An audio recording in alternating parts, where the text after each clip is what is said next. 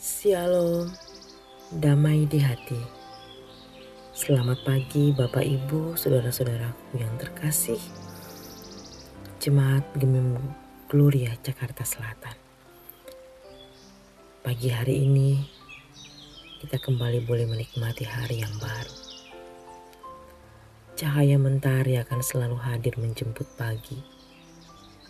Seperti kasih Bapa Tuhan kita yang selalu menyapa dengan kehangatan cintanya di setiap kita.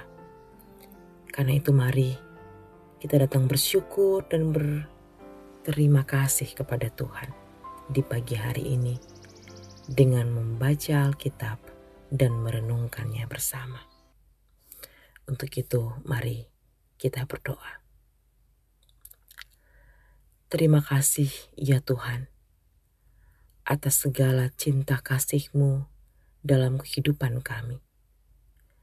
Kasih Tuhan lebih dari mentari, lebih dari samudra yang menuntun kami memasuki hari baru setelah melewati kegelapan malam.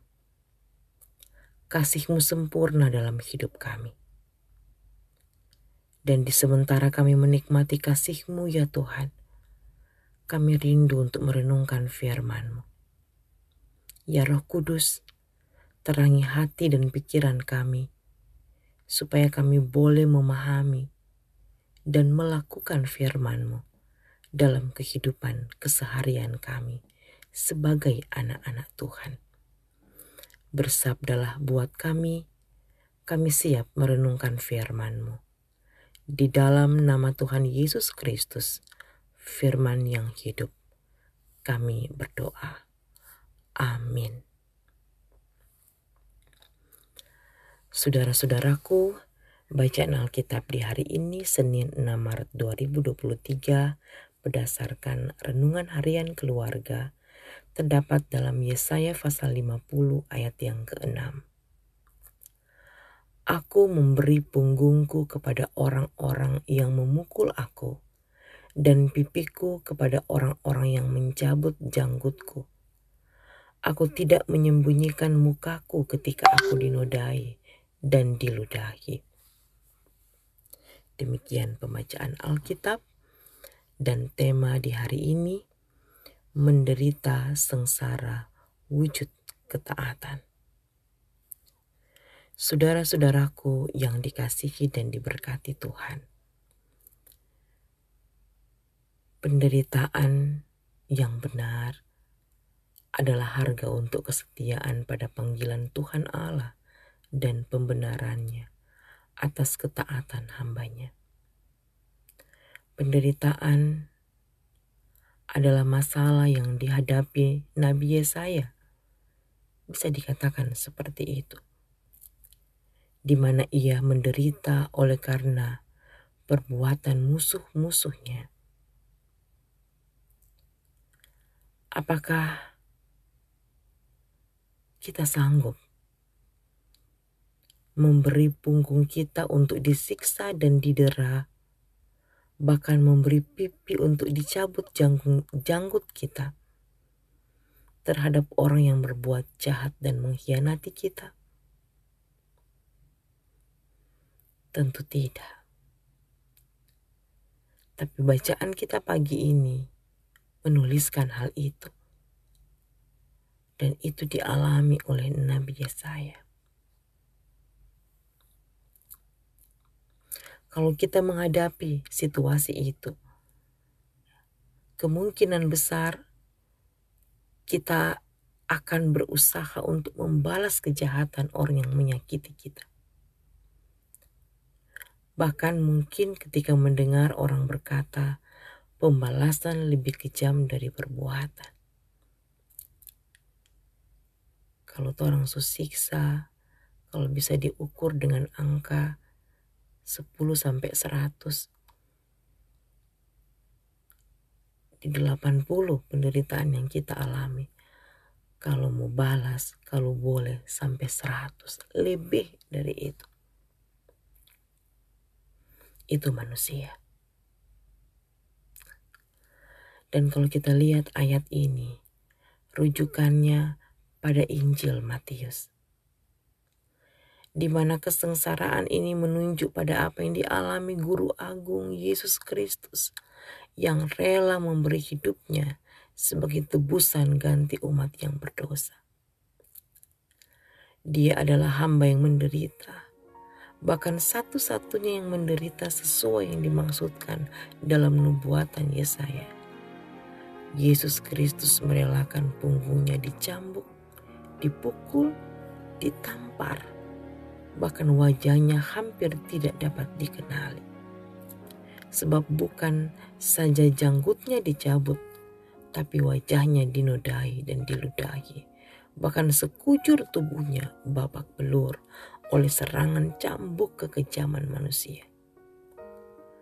Tidak ada seorang pun yang membelanya ketika Yesus menderita dengan sangat parah di kayu salib di Bukit Golgota. Malahan di saat yang sangat menderita, dia mengalami juga satu penderitaan batin, di mana murid yang bisa dikatakan sangat dekat dengannya, muridnya menyangkal sebanyak 3 kali. Murid yang sangat dikasihinya, yang dapat dikatakan paling dekat dengan Yesus, Simon Petrus. Ketika ada orang yang bertanya, apakah engkau mengenal orang itu? Simon Petrus menjawab, saya tidak kenal orang itu. Sampai 3 kali. Dalam semua penderitaan yang dialami Tuhan Yesus Kristus, nyata sikap kesetiaan, ketaatan, dan kerelaan hati dalam menjalani semuanya. Kuncinya ialah bahwa hamba Tuhan itu memiliki persekutuan yang akrab dan dekat dengan Tuhan Allah. Dengan setia, Yesus Kristus menjalani kehendak Bapanya. Ia selalu berdoa sebagai manusia, mendengar kehendak Bapanya dan melakukannya. Sehingga menghadapi dan mengalami penderitaan, kesetiaannya diteguhkan. Saudara-saudaraku yang dikasihi dan diberkati Tuhan, sebagai umat Kristiani, marilah di minggu sengsara ini kita insaf dan sadar akan bentuk-bentuk pelanggaran kita. Tanpa sadar mungkin kita juga memperlakukan keluarga atau sesama kita layaknya penjahat yang penjahat hanya karena iri hati dan kebencian. Tuhan Yesus Kristus begitu mengasihi kita. Sebab itu ia menderita karena kasih-Nya kepada kita semua. Bagaimana dengan kita sebagai umat-Nya? Yesus Kristus memberi teladan bagaimana seharusnya hidup mengasihi Bapa dan sesama. Kita pun meski menderita, kiranya tetap berbuat baik dan taat pada kehendak Tuhan Allah. Bila kita menderita, pandang Yesus, Dia yang telah mengalami penderitaan yang sangat luar biasa. Tetapi dengan taat kepada Bapa, Tuhan Yesus sanggup melewati saat-saat sulit. Bahkan pengorbanannya itu menyelamatkan dunia, membawa kemuliaan di dunia dan di surga. Tuhan Yesus memberkati kita semua. Amin.